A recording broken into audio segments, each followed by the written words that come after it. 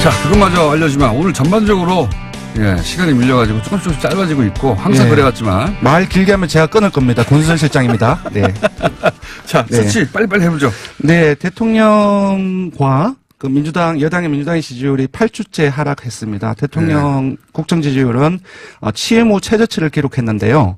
1.2%포인트 하락한 52.5%입니다. 부정평가는 2.6%포인트 상승한 42.0%이고요. 최저치군요. 예, 9월 2주차, 그러니까 그 평양 정상회담이 있었죠. 그 직전에 53.1%를 기록했는데 0.6%포인트 조금 더 낮습니다. 근데 이제 보시다시피 50%대 이제 초중반을 유지를 하고 있기 때문에 여전히 높은 것은 사실이고요.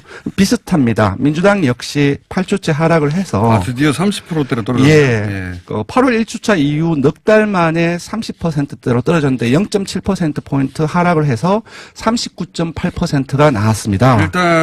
그래서 여당 호재는 전혀 없었으니까요. 이탈한 것들을 좀 눈여겨볼 필요성이 있는데요. 민주당을 보면은 보수층에서 한 6%포인트가 빠졌고요. 중도층에서도 5%가 빠졌고요. 근데 반면 진보층에서는 8%포인트가 올랐습니다. 그러니까 정당 지지율에서 한 5, 6%는 사실상 상당폭, 빠진 거라고 볼 수 있고요. 그리고 진보층이 결집한 것은 제가 보기에는 레임덕 주장이 나오면서 결집한 그런 부분들도 있고. 대통령 역시 비슷합니다.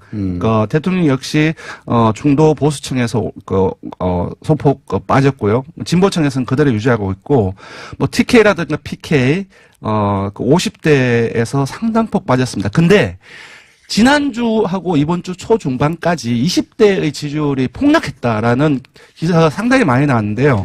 이번 주 리얼미터에서 20대는 무려 7%포인트가 상승을 해서 61%가 나왔습니다. 그러니까 20대는 상당히 오르고 내린 것들이 불안정하게 이어지는 속성을 가지고 있거든요. 그런데 그러니까 언론에서 너무 호들갑을 많이 떨고 있는 것 같아요.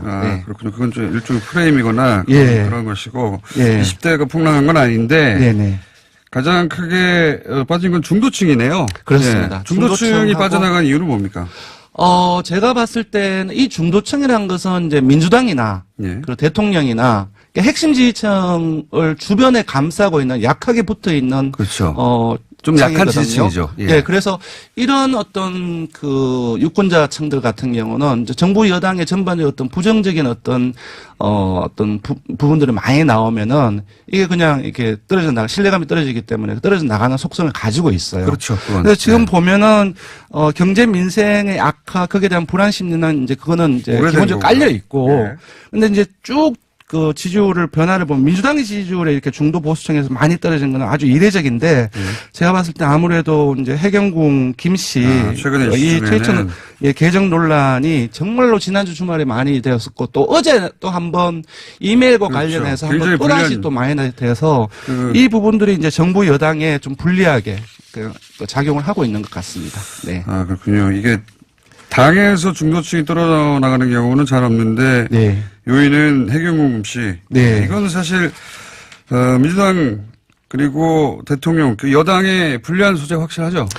보수 중도층으로서 상당폭 떨어져 나간 걸로 봐서 사실상 이제 약하게 결집해 있다가 지지하다가 이게 좀 너무 이제 불신감을 계속 주는 일들이 이제 벌어지고 있는 거죠. 그러니까 여권 내부의 일이기 때문에. 여권 내부 그러니까 이재명 지사에 국한되지 않고 이재명 지사에게도 굉장히 불리한 뉴스들이 많고요 지금. 그리고 그것이 여권은 전반적으로 영향을 미치는 건 뭐 당연한 수치인 것 같습니다. 그 정도인 것 같고요.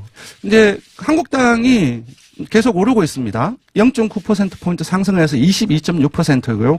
이건 역시 이제 지난주에도 비슷한데 한 2년 전에 이거 최순실 태블릿 PC 직후에 기록한 이후로 최고치입니다. 조금씩 결집하고 있고 일단은 이제 경제가 어려운 상황 속에서 경제 공세가 계속 몇 달 동안 계속 먹히고 있습니다. 그러니까 이 프레임을 어떤 정부 여당에서는 경제가 어렵기 때문에 또 뒤집기는 상당히 어려운 부분들이고요. 그런 부분들이 효과가 있고 무엇보다도 좀 반사익 부분들은 이게 재작년이에요. 재작년 수치로 한국당이 되돌아갔다는 건 한국당 입장 그리고 한국당 지지자 입장에서는 큰 뉴스에 해당되는 겁니다. 그 세부적으로 봐도 호남을 제외하고 전 지역에서 20%대 상회를 하거나 가깝거나 50대는 이미 현 정부 들어와서는 이미 민주당 쪽으로 넘어갔었는데 요번 주에 처음으로 뒤집었습니다. 50대에서. 그런 부분들은 눈에 보이고 전반적으로 연령이라든지 그런 데에 있어서 전부 다 20%대를 지금 가고 있구나. 이미 많이 높아진 상황입니다. 네. 그 한국당과 바른미래당이 이제 제로섬 성격이 좀 있는데 네네. 그럼 바른미래당이 좀 떨어졌겠네요. 예, 바른미래당 같은 경우는 0.9%포인트 하락해서 4.9%가 나왔고요. 통합창당 이후 처음으로 4%대를 기록했습니다. 한국당은 태블릿 PC 사건 직후로 돌아갔고 네네. 바른미래당은 창당 이후 최저를 기록했다. 이제 그 자유한국당 쪽으로 이제 결집하는 좀 상황인 부분들이 있는 것이고요. 정의당은 또 빠졌습니다. 0.7%포인트 하락해서 8.7%인데요. 이제 좀 분석을 해보니 민주당 쪽으로 대건 좀 이동한 부분들이 있고요. 평화당은 여전히 낮아서 0.3%포인트 하락해서 2.1%, 여전히 2%대의 약세가 지속되고 있습니다. 알겠습니다. 예, 무당청도 상당히 많이 증가를 했고요. 예, 이번 주중 조사한 TBS 언론 리얼미터가 11월 19일부터 21일까지 사흘 동안 전국 19세 이상 1,505명을 대상으로 했습니다. 유무선 전화면접 자동응답 방식으로 실시했고 표본 오차는 95% 신뢰수준 플러스 마이너스 2.5%포인트, 응답률은 8.2%였습니다. 네. 자, 오늘 이번 주에 조사는 뭡니까? 되게 중요한 조사를 했습니다. 탄력 근로제 단위 기간 확대 여부. 정부 여당과 네. 그 민주노총이 지금 예. 그 전선을 만들고 있는데. 예, 그리고 좀 언론에서도 지속적으로 나오고 있고. 탄력 근로제가 뭔지 잘 모르시는 분도 많아요. 근데 이제 이미 예. 한 2주 이상 동안 예. 되게 보도량이 상당히 많았기 때문에 그 설명을 하면 좀 어려운 부분들이 있는데 어느 정도 이제 안다고 이제 보고 조사를 한 거죠. 이제 그렇게 나왔습니다. 그래서 결과를 보면은 그 일이 몰리는 성수기라든지 신제품 출시라든지 그런 어떤 집중 근로가 있는 기업을 고려해서 찬성한다. 에어컨 설치 기사가 네, 여름에 네. 그 시간을 지켜서 되느냐. 실제 네. 현장은 다른데 뭐 이런. 네. 그게 50.4%로 다수로 나왔고요. 네. 그러니까 노동자의 건강, 일이 몰리면 이제 과로 그런 부분들이 있으니까 노동자의 건강권 침해와 임금 감소의 우려가 있기 때문에 반대한다가 30.9%. 이제 모론모응답이 18.7%이고요. 전반적으로 지금 이제 민심은 이 부분에 대해서 좀 찬성 여론이 오차범위 바뀌기 때문에 우세한 상황이라고 볼 수 있을 것 같습니다. 정의당 지지자를 제외하고는 네.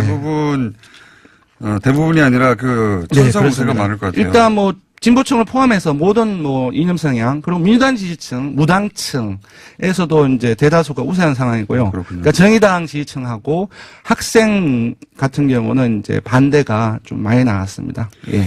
알겠습니다. 이건 이슈로 저희가 따로 뉴스공장에서 다루기도 해야 되겠네요. 근데 여론조사는 일단 이렇게 나왔습니다. 그렇습니다. 지금까지 일련 밑에 권순철 실장이었습니다.